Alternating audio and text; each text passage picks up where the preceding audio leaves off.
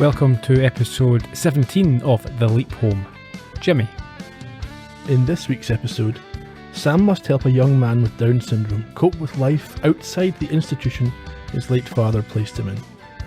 Now living with his older brother, his sister-in-law and his nephew, life takes a difficult turn when a work colleague tricks their boss into letting him go. But can Sam put the situation right? Or will he be forced back to that institution for the rest of his life? Cocoa Puffs. Chocolate flavor. Cocoa Puffs. It's Cocoa Puffs, not chocolate puffs. Good evening, Ian. How are we? Not too bad, Gerry. How are you? Just finishing my Cocoa Pops. For dinner? Actually, yesterday I had, what's the whole grain things, the hoops? Cheerios? Yeah, that type of thing, yeah. I had that for dinner yesterday. It's not as good as Honey Nut Loops. No, probably healthier. All the ones we had as kids are banned now. Of course, yeah. It's Frosties and what was the other one? Crunchy Nut. You need to get like sugar-free Frosties. Do you? It's just Pointless. flakes in a different box. Yeah. Did you enjoy the episode?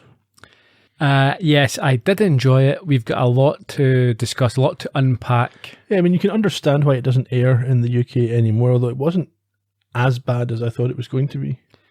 No, I think the first thing to discuss or agree upon is that the language, when used by Sam and Al, the language is probably suitable or appropriate for the time. It wasn't considered offensive. So to use the word retard or someone who was retarded, that's just how people refer to the condition in the day. I think maybe in the 60s, I'm not sure about in the late 80s. Yeah, I think well, we're seeing here that was that a network decided that it was fine to air this. And I don't think they would have had many complaints or any complaints at the time. Mm-hmm. I mean, it's all, of course, it's all how something is said. So when Michael Madsen says it, yeah, it's obviously meant to be offensive. Yeah, it's a different tone. Yeah. So, I mean, I think we need to as well establish: are we going to use the word retard when we're discussing how Jimmy is referred to in this episode? Well, we'll see if it comes up, I suppose. Yeah. I think the heart of the episode's in the right place. 100% it is. Yeah, and I think there's a lot of progressive characters in this. I think the Jimmy himself is shown in a very positive light. Indeed. Shall we get through the usual gubbins? Yeah, why not? Okay. People who want to speak to us on social media, and we even sometimes speak back, you can get us on Instagram and Twitter, where we're at Leap Home Podcast. We're at The Leap Home on Facebook. You can find our website at theleaphome.com, and we encourage you to visit our YouTube channel, Columbo Podcast Productions, where you can find each episode 1 week early if you're that anxious to get ahead of the crowd. And you can always leave comments there, reactions. You can subscribe and even be notified of new episodes if you hit that bell button. And send pictures on Snapchat. Not you, Brian. Just other people. And if you could review the show, places to do that include Apple Podcasts, IMDb. They're good places. Just realised that if anyone is listening to for the first time and they hear me asking people to send pictures on Snapchat, they might get the wrong idea. They might do, and I hope they do. Shall we dig into this minefield? Yeah, I think we should. Before we do, however, okay, I am going to probably go on another couple of rants about the inconsistencies of... Yes. I've got one in block capitals halfway through the episode in my notes. Okay. Shall we do it? Let's crack on.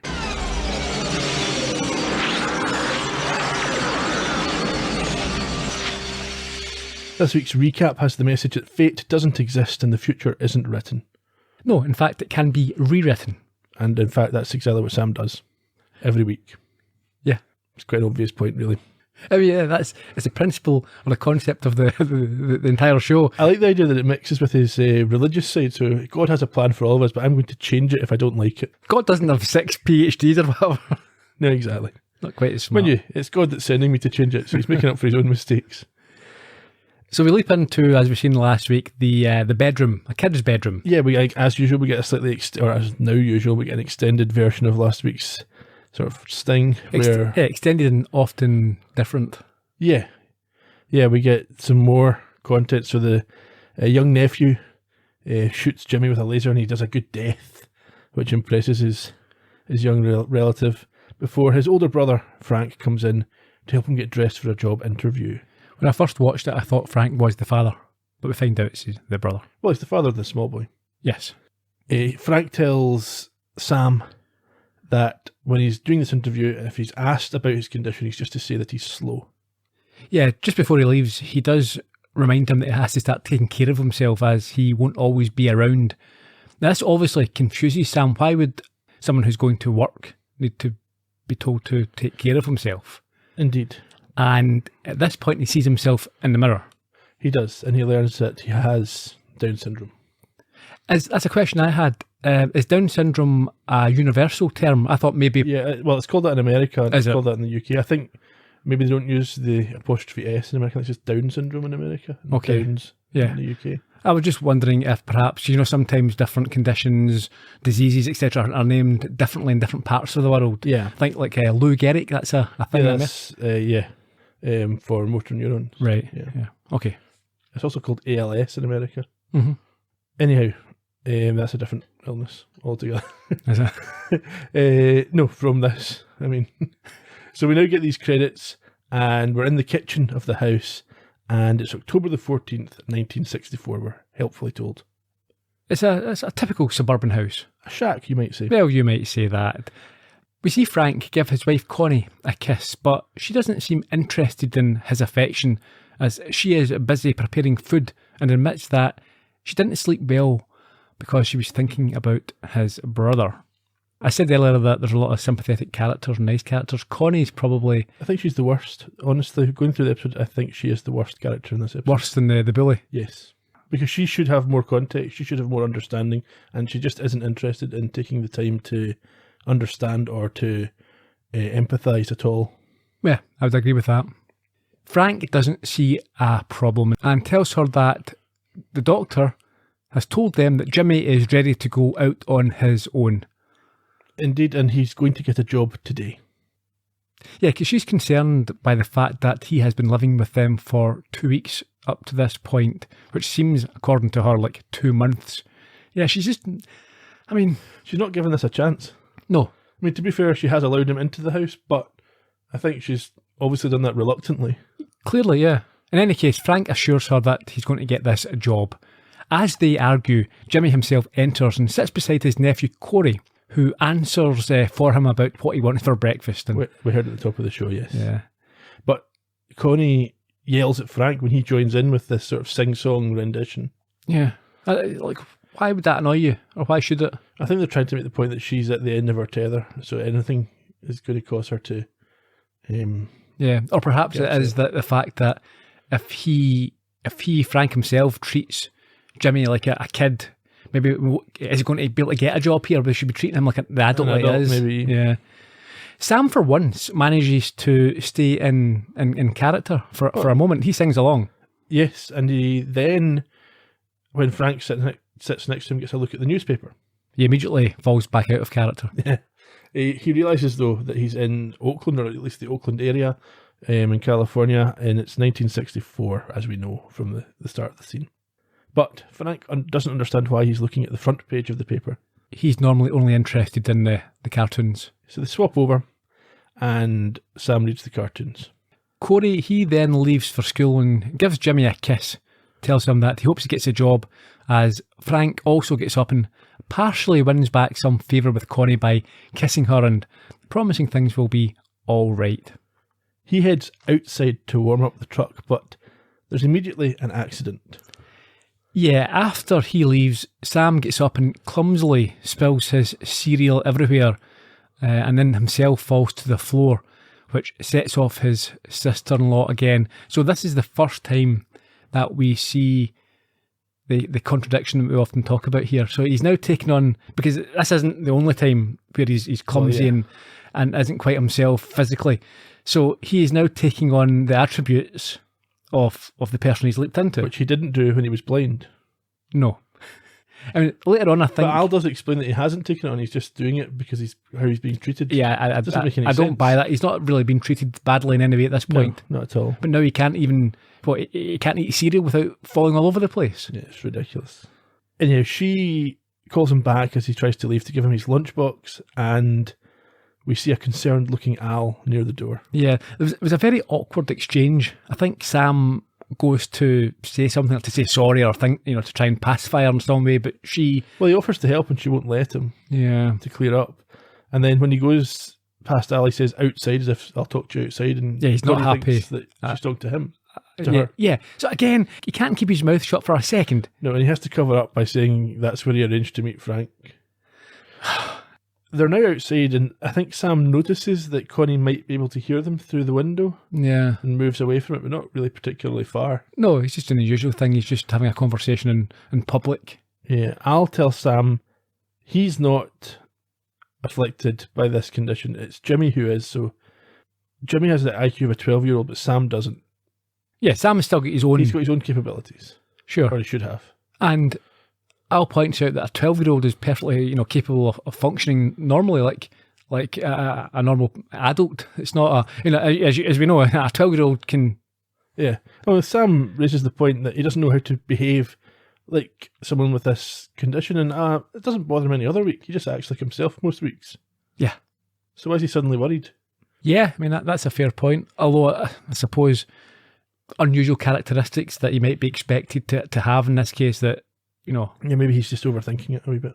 Yeah. Or maybe I think underthinks it every other week. Yeah, a bit of both, I suppose, yeah. Al tells him just to act normally because people who are 12 are functional. They can read and write. They can go to the cinema. They can go and see a movie. They can hold down a job. So that's fine. But they haven't gone far enough away from this window because Connie can see Sam gesticulating to Al. Which clearly won't improve her attitude towards him. No. Al says that they've had some trouble with Ziggy and they need a girl computer to sit down next to him. But I think in later seasons, Ziggy changes gender. Yeah, so maybe Ziggy's gay. Transgender. Whatever. You think a computer would be gender neutral to begin with? Yeah, I mean, I didn't really like this whole exchanges. Yeah, he says he's going through mood swings and... They always have a little quip about Ziggy and sometimes it just gets a bit awkward. Yeah, I think he references someone having a nice set of hard discs, which doesn't really... That's not a euphemism for breasts. No. A hard disc would be a male having a... Yeah, he would think so. Anyhow, Ziggy thinks that Sam is here to mainstream Jimmy, but in 1964 that didn't happen very often. And the consequences of not achieving the goal are that Jimmy will end up locked up in an institution, which is where he has been. So this is prior to the last 2 weeks. Yep. He's been at a hospital.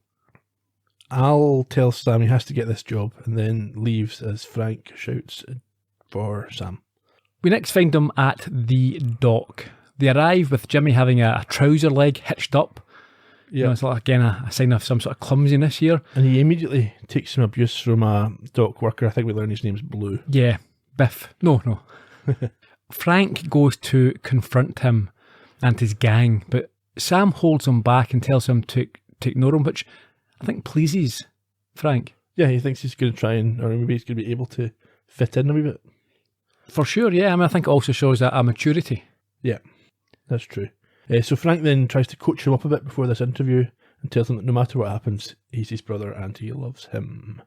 Yeah, he tells Sam to remind Mr. Samuel, or Samuels, he's the hiring boss, that he's a letter from the doctor. Yes. To show him that he's perfectly capable of work. Sam's not too excited about the advice to tell him that he's slow. No, I quite like this. He's given us a list of things not to do. Don't bite your nails, look him in the eye, and all this type of thing. And well, then he comes back with a joke. Yeah, he says, "Well, is it okay if I pick my nose?" Yeah. Which again, I think Frank appreciates when he realises that. Yeah. He's being sarcastic. Yeah, and he tells him that no matter, as you said, there, no matter what happens, he's his brother. He'll always love him. And I think this is it was a nice relationship. This, I mean, I can 90% of the episode, it's a nice relationship. 90%. Well, you can understand frustrations creeping in. Yeah, I mean, I think there's one moment when he lets it boil over, and it's a bit, and the way he acts is a bit cruel. But we'll get to that. It is, but you can tell that deep down, genuinely, it's a genuine affection. Yeah. Well, yeah, he loves him. It's his brother. Yeah. So inside the office, we hear Sam realise that, like Jimmy, he himself has never been on a job interview. Mr. Samuels is telling him that he's not sure whether he can employ him because people on this job need to be able to look out for one another and it might not be safe. And he's doing it in the way that some people talk to foreigners. He speaks slowly and he shouts. Sam explains to him that he's not deaf. And he kind of apologises a little bit at that.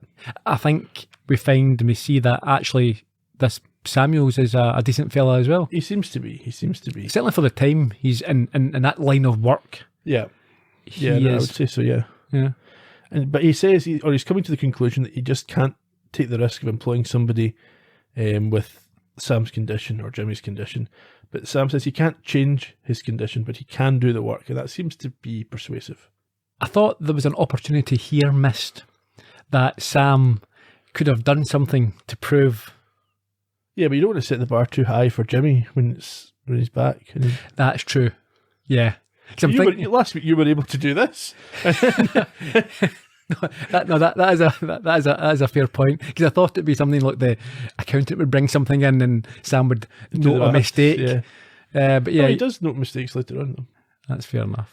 We cut away to Sam and Frank on the floor of the dock embracing, so obviously he's got the job. Yeah.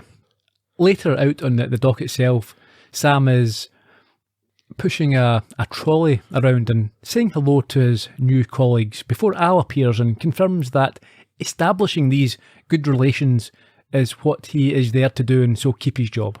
Indeed, but people passing by notice him talking to Al and start looking at him like he's a little bit strange. Yeah, again, in this situation, once again. And in most cases, it won't make much difference. People just think you're a bit odd. But when that's what you're fighting against. That's what you're fighting against, yeah, and people think, oh, this person is crazy or not mentally capable, you cannot be risking. Yeah. Al says he has to be a trailblazer and gives the example of Jackie Robinson, who obviously everyone listening will know about, the first black Major League Baseball player. He didn't have it that easy, but he opened the door for others to come after him. But Sam, he argues that getting accepted by everyone could take a long time, resulting in... I don't want to be hearing this. Yeah. Al points out that he doesn't have anywhere else to be. It's funny that we never hear Sam asking about his home. Like every week you'd be thinking, well, he said one week I'd quite like to go home. I think it was last week. Yeah, he just sort of mentions it, but I don't know. There seems to be a lack of... He mentioned it all the time.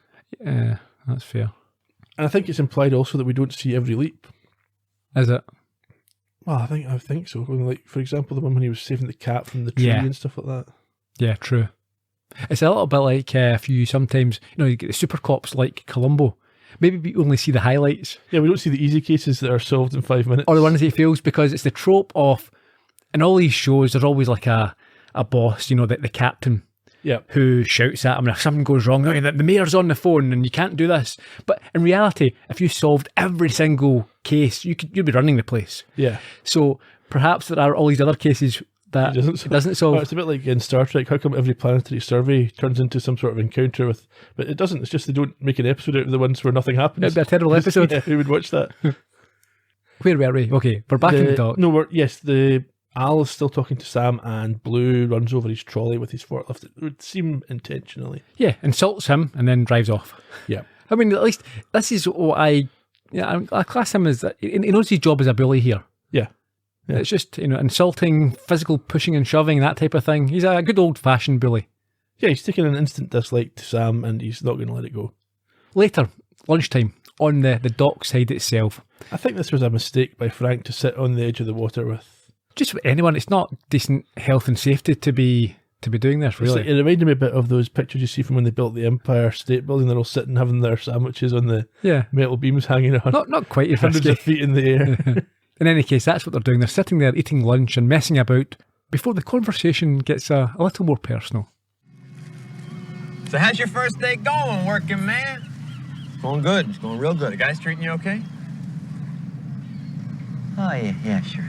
God, I wish Pop was still alive to see this. He'd be real proud of you, Jimmy. Real proud. Toughest day of his life was when he had to put you into Wayside. I never seen the old man cry before that. I'm real sorry I couldn't get you out of there any sooner, I'm here now. Yeah, you're here, and you're not going back either. You're gonna stay with us as long as you want. What about Connie? Don't worry about Connie. Connie, she never grew up around Special people? Yeah. Special people. I like that. Wait a minute. Where'd you get that? You mean where'd I get it? Out of my lunchbox. No, are you sure that's your lunchbox? Because I think you got my lunchbox. Connie always gives me the Twinkie. I got no Twinkie here. Look at the baby seals! Share it with you. Man, you're getting smarter every minute, Jimmy. Here.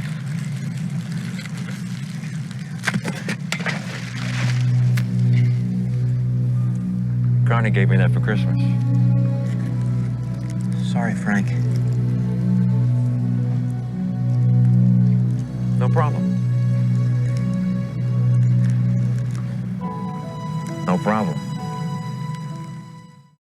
Another example there of Sam's physical capabilities appearing to be different. Yes. You can see Frank is upset about this flask being lost into the water, but he knows that Jimmy just doesn't have the ability to control that sort of thing. And again, I said earlier, it's totally understandable, and I would relate it to my own kids. Yeah. When they do things and you get frustrated. Yeah, they break something expensive. You're thinking, or even not expensive. Yeah, well, they don't break it, but they treat it like it's not expensive. So at the moment, we're going through this period where every door handle in the house is absolutely gubbed because it must just be their height. They sort of walk in and they swing on it, Right. just lean on it and swing. And over a course of a few months, we're going to have to replace every handle because the mechanism's gone. Just electrify them and they'll stop. Or Yeah. do the Home Alone Well, thing, no, where you I just punch them. Okay. But that'll be probably why they're broken. The kids. All right, okay. Wee bit later on, Sam is again picked on, presumably at Blue's urging, by two of the other guys. I get the impression they're trying to impress Blue rather than that they've taken this on themselves to. Well, I thought it was just after lunch. Yeah, but yeah, a wee bit later. Sure. Yeah, I think he drops a sack and is called a moron. Well, they throw two at him. He's only able to catch one. Yeah. So it's not his fault. Anyhow, Blue comes along and tells him to clean it up, and when he hesitates, Blue tells the two guys that threw them that Sam wants them to clean it up, which causes them to come down and get in his face. Yeah, Sam goes over to just keep the peace and do this, and Blue puts out his foot. Well, so this is right after that. So these two folk get in his face, and Sam says, "I'll clean it up, but there was no way I could catch two." And then when he goes to bend over, Blue kicks him in the backside, but he's got a witty comeback. What's that? He says that Blue's a real kick in the butt, and that causes the other men to laugh, which antagonises Blue further. Again, that's another sort of bully trope. We've seen that before. Oh, it's been in this, so many shows. Blue knocks Sam's cap off and squares up to him, and initially Sam just backs off and tries to defend himself, but he ultimately has to knock Blue down. Yeah, because Blue's continuing. This is quite it's a physical. You have to say it yourself. I've never experienced, even at sort of school where kids are kids and some are really horrible and mean, but this sort of exaggerated level of, I can't imagine that this would happen, and I can understand people having these attitudes and being snidey and picking on them and over time building up, but it's maybe an exaggeration. You walking in and starting pushing people and... Yeah. Frank, anyhow, runs over and pulls Sam away while Blue gets off the ground telling them to keep that dummy away from me. Oh, but we should give Sam his credit here. He cracks him twice in the face. Yeah, knocks him to the ground. The opposite of last week where he had to take a couple of punches. Yeah, it was a very satisfying few shots he got in there. It was. Later on, they're clocking off, and again we get this clumsy thing going on. Yeah, Frank says there's a little card that you punch out with, and Frank tells Sam that he'll do it because it's quite easy to make a mistake and make sure you get paid. And he says, "No, I can do it myself." And of course, he can't do it. Yeah, and there's no explanation for why he can't do it. No, I mean, maybe there's a technique to the machine, but yeah, he can't do it. And I think they have to go to the back of the queue at this point. Yeah, but you says that there's a time when Frank maybe is a bit cruel, but we're seeing 4 or 5 different things now where Frank is an accumulation of he's being tested here, and I think he reacts brilliantly and with a lot of compassion and in these cases, and sometimes thing just like with kids, after a while they build up and you snap and You punch him in the face. Kick them out of the house. Back at the house, we hear Connie singing My Guy to Corey. Obviously, we can't have a clip of that for licensing reasons. No. And Frank and Sam come home, and Sam confirms that he got the job, and Connie seems a bit reluctant, but congratulates him. And then they decide to have a big roast to celebrate, but it's going to take a while to defrost. A while? A big roast? I mean, what's a joint? Yeah. That'll take more days. Yeah. To defrost. Certainly overnight. And at this point, what happens? I didn't like this at all. Well, Sam says you could microwave it, which Connie's never heard of, and Corey talks about some comic book micro-rays. Yeah. Sam should know. This is ridiculous. The only explanation is there's Swiss cheese mind. Yeah. But still, I'm sorry. It's just one of those things that you stick it in to show. It's a different time here. Yeah. Connie says she doesn't have a Martian microwave, and Frank sends Corey and Sam to play outside, while Connie complains that she doesn't like them playing together. This is her she reveals a bit more of her bigotry here. Yeah, she mentions the fact that he is too big to play and he could hurt Corey. Part of it, though, is I think she's just a bit like in the Blind episode, overprotective. Of Corey? She smothers him a little bit, I think. Or she tries to. You think? There's a couple of times, that, not always involving Jimmy, that she's overprotective of Corey. Really? Yeah, I thought so. I'll okay. take that. Anyhow, Frank tells her to stop because Jimmy loves Corey and would never hurt him no matter how big he is, and tries to persuade her to go and have sex while they're playing outside. Always a way to win an argument with a lady, I find. He's throughout the episode, he's very touchy-feely with her. Like, every time they're around, it's it's not just a kiss on the cheek, he's going gangbusters every time. Sure. I think they've got that type of relationship. I don't think that she would, my interpretation is that she's not against that. I mean, she'd be well into it if it wasn't for the whole Jimmy concern in her mind. Could be, and he's just trying to carry on as normal, maybe. Yeah. Outside, we see Sam and Corey playing a bit of catch with a football. But we find that Corey has his own bully when the ball goes into a neighbour's garden, and the kid tells him that if he hangs about with a dummy, he will become one too. Indeed. And Corey doesn't take kindly to this and starts fighting with the boy. And he ends up with a bloody nose. But Sam runs over and pulls the bully off him, and unfortunately does this just as the bully's mother comes out. She is another one who's one of the worst in this episode. Calls him a monster, starts hitting him with a broom. Yeah, and orders him to let go of her son. Again, this is the other bully trope, where the parent never sees that her son is scum. Yeah, but it's not just the parent, because Connie takes that side as well. Yeah, she rushes out in time to hear the brat whine that Sam hit him. And then the little shit's mother calls Sam a monster who deserves to be in an institution. I mean, what sort of... It's not just that, this is your neighbour. I take it you're not friends with your... Obviously not. No. Again, he's only been here for 2 weeks. Yeah. How well can she know Jimmy? No, she also doesn't. She just doesn't want to. Frank, to be fair, takes it up with her, says, "Don't tell me where my brother belongs," and sends Sam back into the house. Now back in the kitchen, Connie, she tends to Corey, who understands that Sam was in the right and he shouldn't be called names, but this doesn't wash with his mother. I was just trying to stop it, that's all. Uncle Jimmy didn't do anything wrong. It was me. I was the one that was fighting. You know how I feel about fighting, don't you? Yeah, it's just that Peter calls him a dummy, so I hit him. Connie, the kid is a punk. He's always starting trouble. You did the right thing. You did not do the right thing. He's just a child, Frank. He could get himself hurt.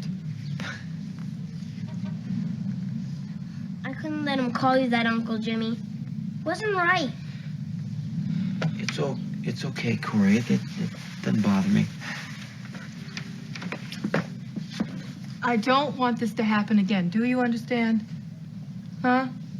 Okay, go get a clean shirt. I mean it, Corey. I don't want you fighting with your friends. They're not my friends.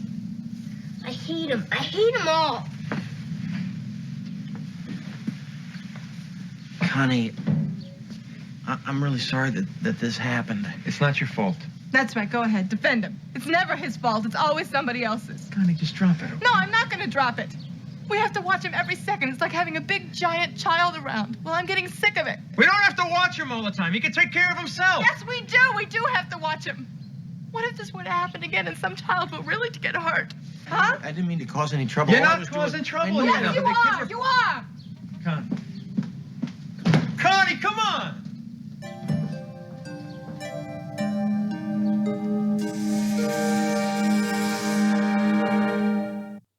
Before we talk about Connie, it's worth mentioning that Corey is a very nice chap. Somehow, despite his mother. Yeah. She's just the worst. This is the scene in this show that I think, she kind of shows who she is. Yeah. She's not interested in anything that Jimmy has to say. She's not interested in anything that Corey has to say. She's made up her mind. He's to blame. He's done something wrong. And that's it. He's only been here 2 weeks. The way she says things there, as if, what's been happening in this 2 weeks? It's like, oh, it's always happening. It'll happen again. And yeah. It's ridiculous. It's just, she's horrible. Horrible person. yeah, if I was Frank, I'd be thinking, am I the right choice here? Well, exactly. I was surprised that didn't come up. Because they're chalk and cheese in terms of, understandably it's his brother, but still. Yeah, is this the sort of person you want around? Your kid, even? Mm. Either later or the next day, I'm not sure which, Frank and Sam are washing the truck. And Sam thinks to himself how remarkable his brother's devotion to him is, and he has doubts that he would be as understanding. Well, you never know until you're in the situation, I suppose. Sure, but I think it's well-deserved recognition of how... Frank explains to Sam that he needs to be careful around Connie because good-looking guys like them make her nervous. And as they work, Frank reminds him that he is stronger than the other kids, certainly. And even though he didn't hurt the bully, he's got to be more careful. Yes, but the laughter ends when Frank realises that Sam's damaging the car. And why is Sam doing this? How's he damaging it? He's got a cloth. Surely Frank has given Sam the equipment People with some grit on it or something, and he's just scraping the car with it. And it doesn't make any sense that Sam wouldn't realise, wouldn't notice. Mm-hmm. We've also already discussed it, but I've got it in capitals. Why is Sam so clumsy if he wasn't blind when he was the pianist? Yeah. It doesn't make any sense. He just becomes hopeless. It's the one weakness with this show that we continually go back to, and I think that it's just frustrating I think they're trying to introduce some element that differentiates things for Sam in this episode. That's fine, but I'm saying just in general, the lack of consistency with what he can and can't do is... Yeah, no, it's baffling. Uh-huh. Maybe it'll settle down. Maybe. Back inside, Sam is very carefully lifting plates out of the cupboard, but is surprised by Al, who makes him nearly drop them. Sam's very upset. He thinks he's hurting Jimmy more than helping him.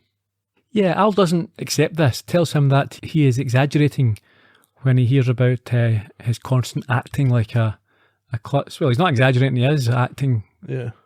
Sam then, and this one's a bit different, picks up a glass platter, which Connie comes in and knocks out his hand, and then blames him for breaking. Yeah, apparently it's his grandmother's platter. But it doesn't matter. It was her fault. Yeah. She knocked it out his hand. Yeah. She must have felt the door hit him, so she knows that it was her fault. Yeah. But she just blames Jimmy anyway. Yeah, and all he can do is muster a sorry as he leaves, yeah. But, who has I don't know, what sort of...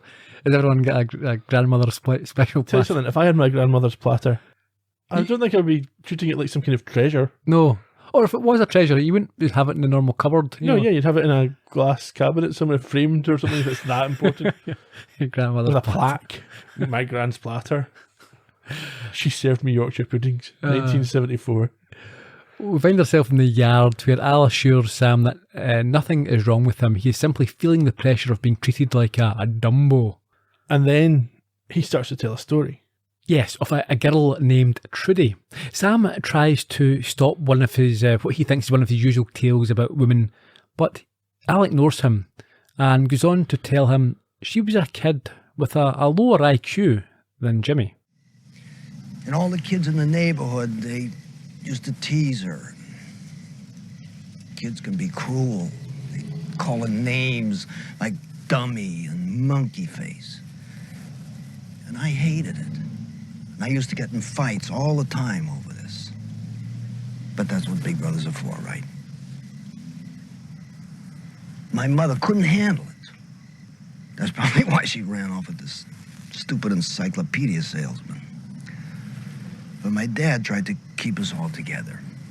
And he was a construction worker. He went from job to job, and then when it took him to the Middle East, I wound up in an orphanage, and she wound up in an institution. When I was old enough, I went back there for her. But it was too late. She was gone, Sam. Pneumonia, they said. How does a 16-year-old girl die from pneumonia in 1953, Sam?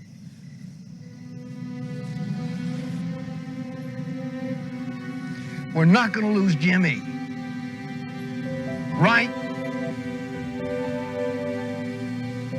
Right.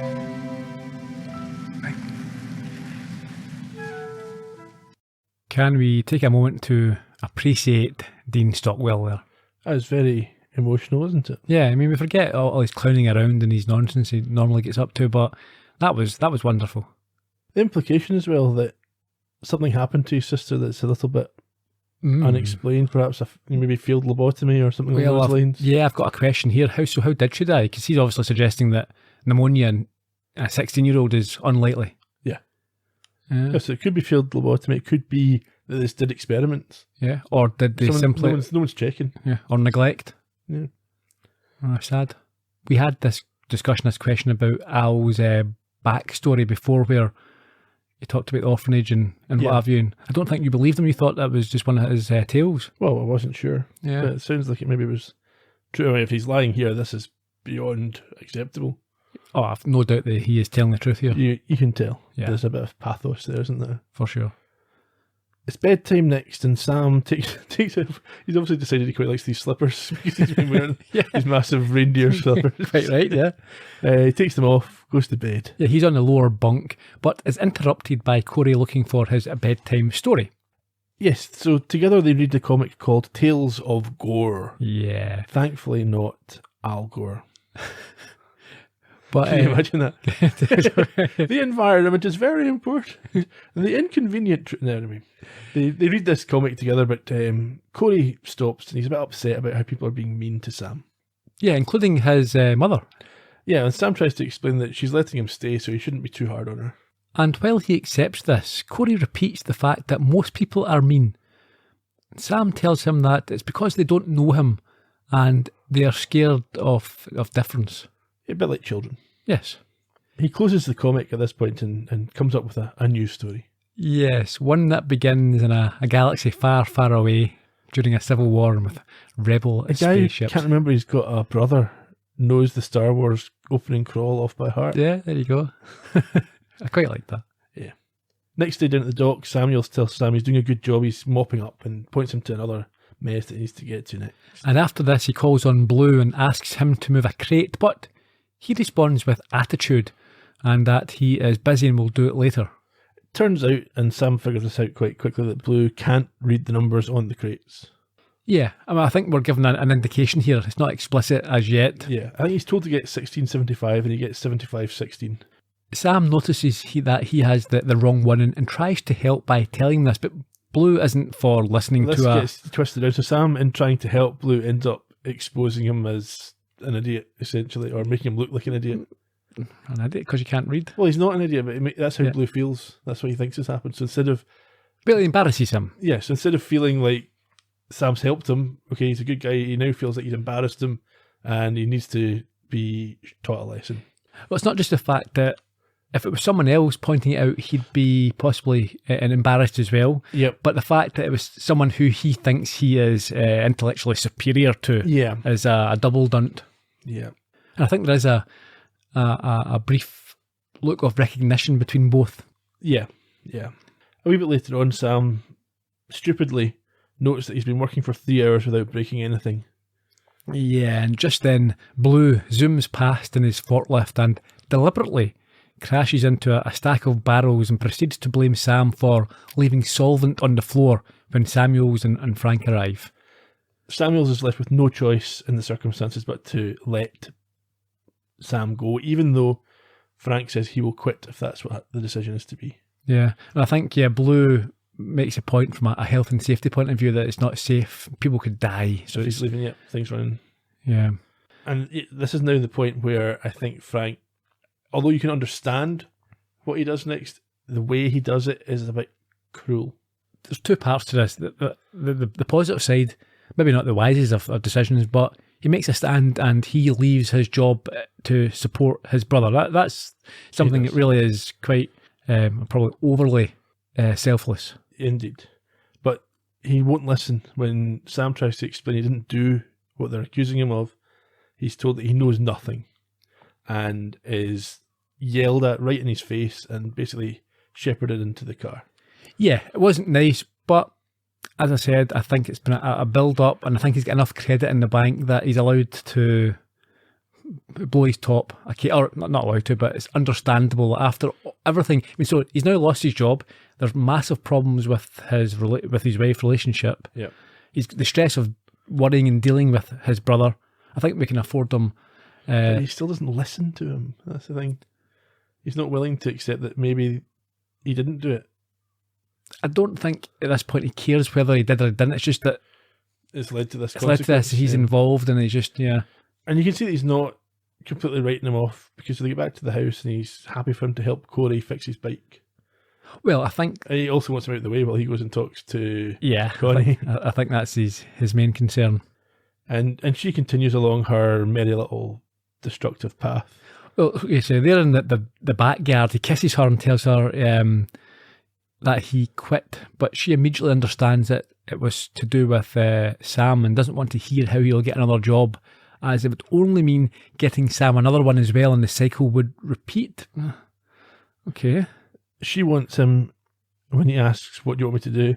She wants him to take his brother back to the institution. Yeah, apparently Frank had promised that he would do this if it didn't work out, but I mean, it's only 2 weeks. Exactly. And she says that they've all tried, and even Jimmy's tried, but it's not worked. I mean, at least she recognises Jimmy's tried. That's something. Yeah, but they've not really tried. It's his first. It's been 2 weeks. She certainly hasn't tried. No, it's 2 weeks. You don't just... She had him written off before he moved in. Of course, yeah. Don't want to play with my kid. Don't want him in the house. Don't want him out the house. Don't want to watch him. It wouldn't surprise me if she brought down grandmother's platter deliberately. I put it in there. It's a bit like in the Goonies where they hand Chunk the picture because they know that it'll break it to get the map. Yeah. Meanwhile, in the front yard, Sam successfully fixes the bike, and as Corey heads off on it, Al asks Sam how he has time to fix bikes when he's been fired from his job. Yeah, he's not happy with what Sam's... Al's emotional here, and Sam asks him whether he needs to apologise to him as well for something that isn't his fault, which allows Al to gather his bearings and figure that he's a wee bit out of line. Yeah, and then seeing Frank approach Al ominously tells him it looks like he won't get the chance to get another job. Yes, and consulting Ziggy, Al tells Sam that if Jimmy goes back to Wayside, he never gets out. Yeah, Frank agrees on the face of it that Sam will be able to get another job, but notes that he himself will need to get one first before he can, get him in, and that's going to take some time. Al's getting frustrated with Sam for not standing up for himself. Yeah, I mean, Al he's infuriated. He's beside himself. He's very upset. He thinks they're losing Jimmy, like he promised he wouldn't. And he tells Sam that he's bought Jimmy a one-way ticket to Veggieville. Not the best of language, is it? No.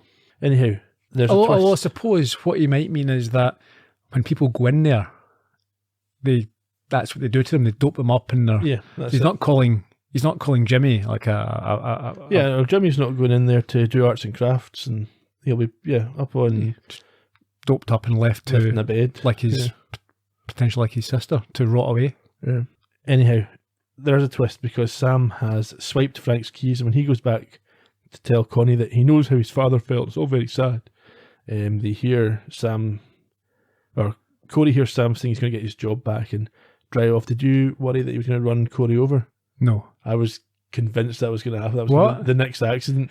Really? He was going to reverse out the drive and run over Corey's bike, and that was going to do one more thing. Okay. That didn't occur to you? No, it didn't occur to me. Corey was right next to the drive. Yeah. Anyhow, Sam does drive off, and as Frank and Connie run out to the front of the house, Corey cycles after him. At the dock, we see Corey climb on top of some crates as he watches Sam explain to Samuels what really happened. Blue turned on the spigot. That bull. He did it because I found out a secret. Oh, I got a secret now, huh? What is this around here, some kind of game show? Read those numbers. I don't take orders from you, buddy. Blue, read the numbers, will ya? Huh? They don't make any sense, do they? Hey, get out of here, retard. They're all jumbled, aren't they? Words and letters and numbers are all backwards to him. He's dyslexic. What'd you call me? Dyslexia. It's a reading disorder. It's nothing to be ashamed of. You're the dummy, not me. You got that? That's enough, Blue. Look, that's why you hate me, because you think I'm smarter than you are. Yeah. I ain't jealous of no freaking retard. You did turn on that spigot, didn't you? Huh? Oh, you believe in him now? Is that it? I'm sorry, Jimmy. You and your brother are welcome to work here. Hey, nobody wants him around here. I did you a favor. The only favor you can do me, Blue, is pick up your check and get off this dock. Let's call Frank. Great you did it, Sam. You got Jimmy his job back.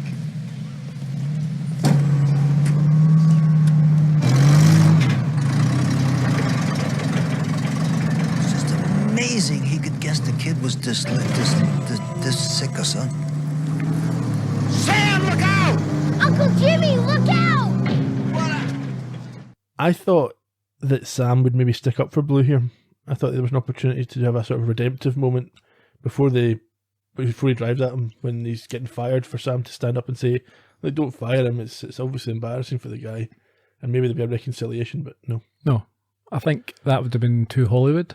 Maybe. Bit more realistic here. Soppy. Yeah. Yeah, so anyway, yes, Corey has fallen off these pallets into the water, and Frank and Connie have arrived somehow. Maybe they've run the whole way from the house because Sam's got their car. That's a good point, yeah. And Frank dives into the water and eventually is able to pull Corey out, but he's dead. It appears that way. He's certainly not breathing. Sam wants to help, but Connie doesn't want him interfering. She's such a vindictive, evil bastard, isn't she? She is. Although, not knowing that Sam's actually a genius, would you want anybody like... I wouldn't want... She doesn't know what to do. True, but I'm not sure I'd want Sam like trying to save my son's life. Not because... I just we've no reason to know that he's able to help, but he tells Frank that he was taught resuscitation at the institution. So Frank, that was quite a good line and quite a good idea. So Frank makes Connie let him try, but she's angry the whole time, thinking that he's hurting the already dead child. Well, he's not dead, he's unconscious. Well, the unconscious and not breathing child. How much worse is it going to get, Connie? Yeah. Anyhow, Sam tries mouth to mouth. It doesn't work. Connie continues to whine, and he goes to CPR, which she thinks is hurting Corey. But no, it saves him. I think he whispers to him that he won't get to see Star Wars if he doesn't come round. Yeah. And he does. He spits out the water and he's alive. And this not only ingratiates Sam to the men that he was working with, but also Connie has now completely changed her opinion about him. Yeah, she will for a few days. And then the next time something happens, how's she going to be? She'll forget about this, yeah. She's on a high right now because her son's alive. It's all is forgiven. It's like, again, I'm going to mention the Goonies again. Remember at the end of that, the kids have got a sloth. And it's like, oh, he's a good guy, he helped us and he saved us. Yeah, you're now staying with us. And everyone, the parents are like... He's in a zoo. Yeah. It's like, 2 days time, like, listen, I know we said he could stay, he's not staying with us. Yeah. Anyhow, Al comes over as... Is Al there? Yeah, I think Al's there. As Frank and Sam embrace, and Sam leaps into an Atticus Finch-style lawyer. Yeah. Representing a black woman charged with murdering a man in... The South, obviously. Yeah, in the 1950s, 1957. That'll go well for her. Yeah, what could possibly go wrong? Justice system can prevail. We need to believe in the system. And that's the end.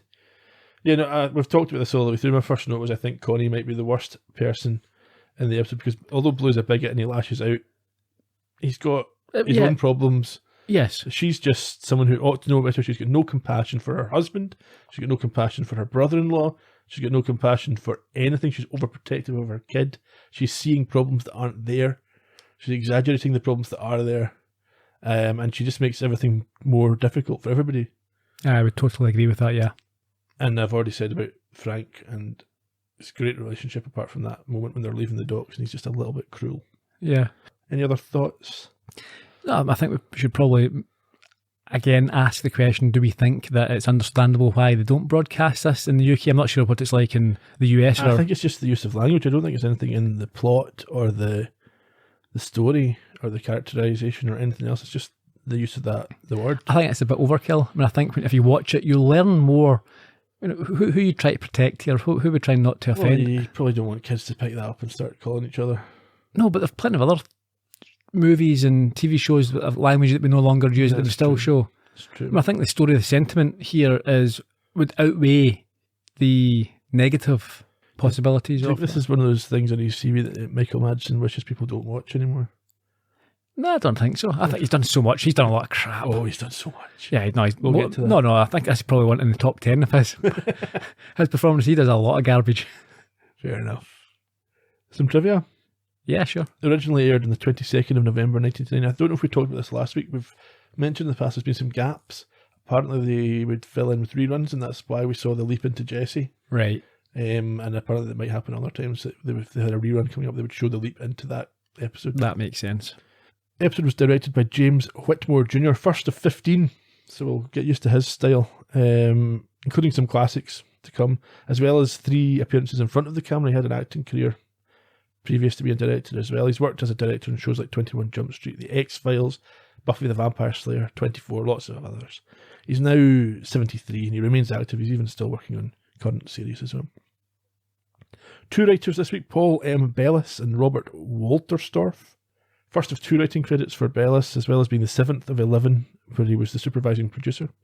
He also created and wrote for Street Hawk in the mid-80s, as well as contributing to episodes of shows like The Incredible Hulk, The Jeffersons, and The Misadventures of Sheriff Lobo. Did you say he created Street Hawk? Yeah. Okay, that's good. Wolterstorff also wrote for Street Hawk and The Jeffersons, and this was the first of 3 writing credits for Quantum Leap, and 7th of 18 as a supervising producer, so they seem to be colleagues in more than just one show. John DeQuino played Frank LaMotta. We don't really hear LaMotta in the episode, that's just in the credits. Is it? Obviously a nod to Jake. Yeah. First of 3 appearances in Quantum Leap, apparently. He's also showed up in Third Rock from the Sun, New Adventures of Superman, Xena Warrior Princess, amongst many others. He's still active, he's now 64. Laura Harrington played the evil Connie LaMotta. First of 2 for her Quantum Leap appearances. She's also been in things like What's Eating Gilbert Grape and The Devil's Advocate, and she's now 64, but she's got no screen credits since 1999. Michael Aldridge played Samuels the boss at the docks. This was his only Quantum Leap. He's also appeared in film and series including ER, Dallas, The A-Team, Scarface, 1 episode of Columbo. Do you remember him? No, I don't remember him. He was Connolly in Rest in Peace, Mrs. Columbo. Ah, okay. He died in 1997, aged just 56. He looks older than 56 in the 80s. Yeah. Michael Madsen, very famous face. Everyone will recognise him from something. He played Blue. Over 320 acting credits to his name. I don't know if I've seen more than that. He's still doing 20 films a year. If you look at the things in post-production in his IMDb, it's ridiculous. This was his only Quantum Leap episode. He's appeared in numerous feature films, including a lot of Tarantino's, Reservoir Dogs, Kill Bill, Volumes 1 and 2. He was in the Bond film Die Another Day. He was in Donnie Brasco. He's in Sin City, lots of others. Remains incredibly prolific. He's going to turn 65 pretty much bang on the day this podcast comes out, right at the end of September. Happy birthday. Happy birthday, Michael. If you make it. We assume you will. We haven't jinxed you. Oh, that would be bad. Trivia. Madsen, as I mentioned, was in Reservoir Dogs, played Mr. Blonde. That's another colourful character for him here, is Blue. Yeah. As we noted, Corey's bedtime story, the opening crawl from Star Wars, pretty much word perfect. There is an outrageous there's an outrageous time error when they're sitting having their lunch. There's an individually wrapped Twinkie, but everyone knows they only came in 2 packs in 1964. And with the Biggie Smalls ones, 2-pack. Stop it. In terms of things that we learned, obviously about Al's sister, placed in the institution, died at 16 in 1953. Anything else? Apparently she, another evil woman who couldn't handle disability. His mother ran away because of his sister. With an encyclopedia salesperson. Yep, and Al... And his dad's job, and then Al being in the orphanage. Yeah. Next week, we've got So Help Me God, where Sam has to put his legal skills to the test in defence of a woman charged with murder. So we will see you in 1957. Until then, cheerio. Oh, bye-bye.